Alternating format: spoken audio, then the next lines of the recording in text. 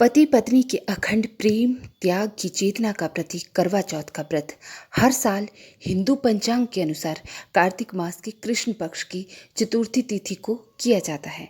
इस बार करवा चौथ का व्रत 24 अक्टूबर को है।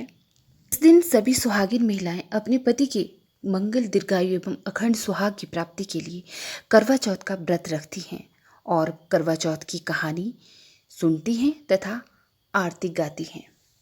सूर्योदय के बाद निर्जला व्रत शुरू हो जाता है और चंद्रोदय तक व्रत रहता है। इस दिन सूर्योदय से पहले ही सरगी ली जाती है और पानी पी लिया जाता है तथा सूर्योदय के बाद यह व्रत निर्जला रखा जाता है। यह व्रत बड़ी धूमधाम से सेलिब्रेट किया जाता है और इस दिन महिलाएं 16 श्रृंगार करती हैं और रात को चंद्रमा को अर्घ्य देने के बाद ही जल और भोजन ग्रहण करती हैं। तो करवा चौथ के दिन सभी सुहागिन महिलाएं अपने पति की लंबी आयु व कुंवारी लड़कियां अच्छा वर पाने के लिए चौथ माता का व्रत रखती हैं और विधि विधान से पूजन पाठ करती हैं। वो चौथ माता की कथा सुनती हैं। विद्वान पंडितों व ज्योतिषाचार्यों के अनुसार करवा चौथ का व्रत रखने वाली महिलाओं व लड़कियों को पूजा को सफल करने के लिए कथा सुनने के बाद करवा चौथ माता की आरती जरूर गानी व सुननी चाहिए। कहा जाता है कि करवा चौथ की कथा पढ़े या सुने बगैर व्रत अधूरा माना जाता है। तो आइए सुनते हैं करवा चौथ कथा। पौराणिक मान्यताओं के अनुसार एक साहूकार के 7 लड़के व एक वीरावती नाम की पुत्री थी। इकलौती पुत्री होने के कारण वे सभी की लाडली थी। ब्राह्मण ने अपनी बेटी का विवाह एक ब्राह्मण युवक से कर दिया था। शादी के बाद वीरावती पहली करवा चौथ पर मायके आती है।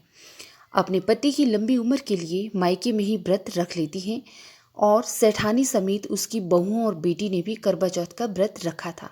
रात्रि को साहूकार के लड़के भोजन करने लगे तो उन्होंने अपनी बहन से भोजन के लिए कहा। इस पर बहन ने जवाब दिया, भाई अभी चांद नहीं निकला है, उसके निकलने पर अर्घ्य देकर भोजन करूंगी।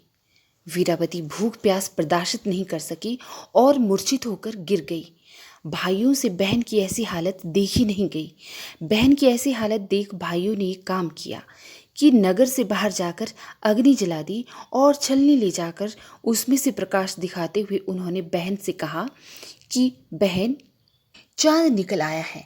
यह सुनकर वीरावती ने अपनी भाभियों से कहा कि आओ तुम भी चंद्रमा को अर्घ्य दे लो, परंतु वे इस कहानी को जानती थी। उन्होंने कहा, बाई जी अभी चांद नहीं निकला है, तेरे भाई तेरे से धोखा करते हुए अग्नि का प्रकाश छलनी से दिखा रहे हैं। भाभियों की बात सुनकर भी उसने कुछ ध्यान न दिया और भाइयों द्वारा दिखाए गए प्रकाश को ही अर्घ्य देकर भोजन कर लिया।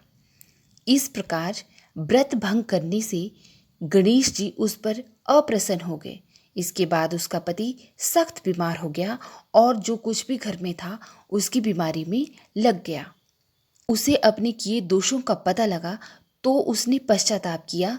गणेश जी की प्रार्थना करते हुए विधि विधान से पुनः चतुर्थी का व्रत करना आरंभ कर दिया। श्रद्धा अनुसार सबका आदर करते हुए सबसे आशीर्वाद ग्रहण करने में ही मन को लगा दिया। इस प्रकार उसकी श्रद्धा भक्ति सहित कर्म को देखकर भगवान गणेश उस पर प्रसन्न हो गए और उसके पति को जीवन दान देकर उसे आरोग्य करने के पश्चात धन संपत्ति से युक्त कर दिया। इस प्रकार जो कोई छल कपट को त्याग कर श्रद्धा भक्ति से चतुर्थी का व्रत करते हैं उन्हें सभी प्रकार के सुख मिलते हैं। ओम जय करवा मैया माता जय करवा मैया, जो व्रत करे तुम्हारा पार करो नैया। ओम जय करवा मैया, सब जग की हो माता तुम हो रुद्राणी, मैया तुम हो रुद्राणी।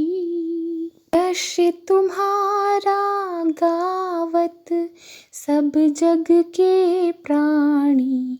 ओम जय करवा मैया, कार्तिक कृष्ण चतुर्थी जो नारी व्रत करती, दीर्घायु पति हो दुख सारे हरती, ओम जय करवा मैया।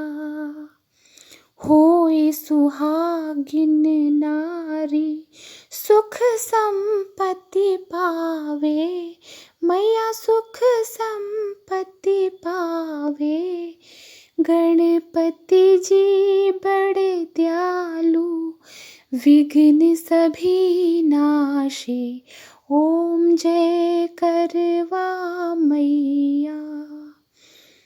करवा मैया की आरती, व्रत कर जो गावे, व्रत पूरा हो जाता, सब विधि सुख पावे, ओम जय करवा मैया। तो माय लवली व्यूअर्स, आप सभी को करवा चौथ की ढेर सारी शुभकामनाएं। नमस्कार। माता करवा आप सभी की मनोकामनाएं पूर्ण करें।